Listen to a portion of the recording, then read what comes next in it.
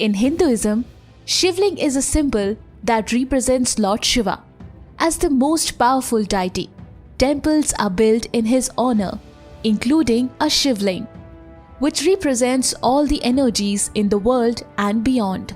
There is no origin or form that can be associated with Shiva. Humans need a symbol to worship. So, the Ling was created. Ling means symbol. For example, if someone used a stethoscope, it could identify that person is a doctor. A ling is just a symbol to identify something. This symbol we call Shivling has a scientific explanation. Shivling consists of 3 parts. The bottom, that has 4 sides, remains underground. The middle part, that has 8 sides, remains on a pedestal. The top, which is actually worshipped, is round. The height of the round part is 1/3 of its circumference. The 3 parts symbolize Lord Brahma in the lower part, Lord Vishnu in the middle, and Lord Shiva in the upper part.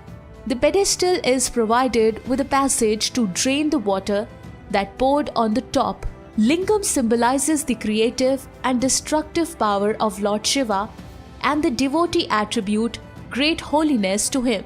This does not mean that others should give a false meaning to the image of Shivling. It is unfortunate that Western scholars have mistakenly associated this lingam with the phallus, a male sexual organ, and have seen obscenity in worship. As it is described that Lord Shiva has no form, it is ridiculous to claim that lingam represents a phallus. That is why Swami Vivekananda described Shivling as a symbol of eternal Brahman. Hinduism does not oppose science. It doesn't even oppose other religions. Science is a continuous effort to discover and increase human knowledge of the physical or material world through experiments and observations. But Hinduism has the strength to provide answers to certain problems that science has not been able to solve. Shivling represents the entire cosmos, and the cosmos in turn is represented as a cosmic egg. Again, an egg is an ellipsoid that represents neither a beginning nor an end. The truth behind the scientific research conducted by scientist Niels Bohr shows that the molecules are made up of atoms that consist of protons, neutrons, and electrons, which play a vital role in the composition of Shivling.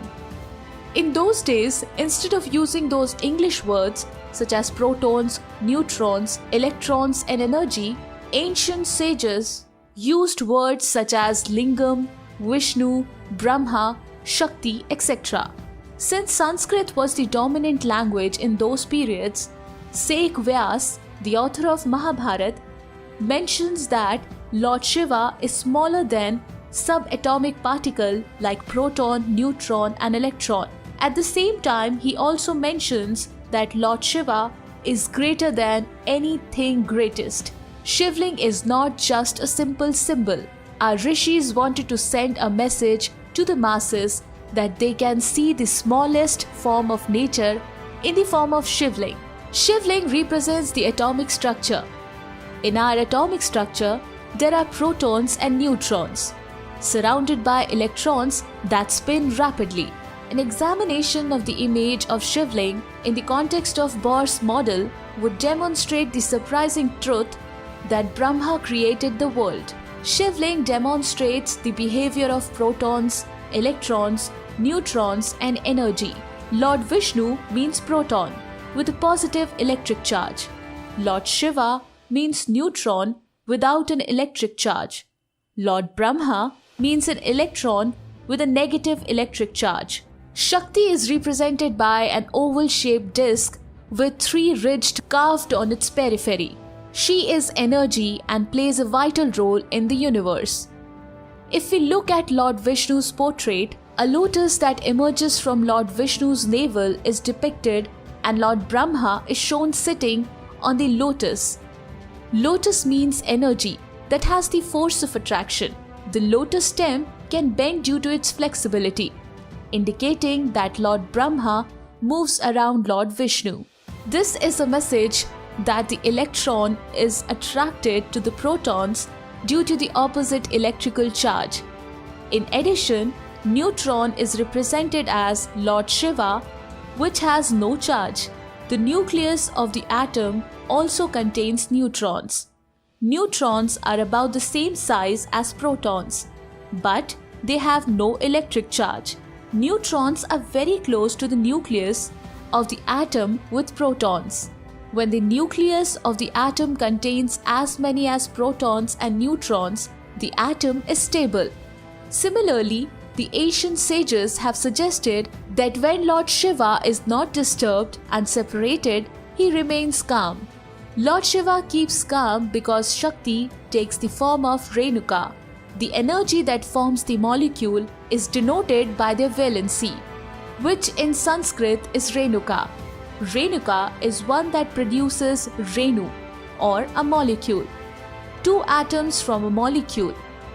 Therefore, the ancient Hindu sages brought the idea of Shakti as Lord Shiva's wife and as part of Lord Shiva and dance around Lord Shiva all the time.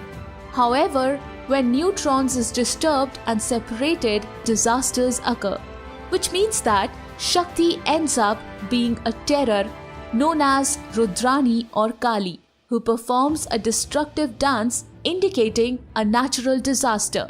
Our ancestors did a great job.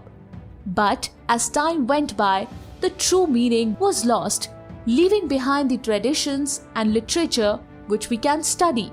We must study all the ancient literature which we can study. We have to study all the literature and ancient traditions to revitalize knowledge. Thank you so much guys for watching our video. Do like, comment and share if you haven't already.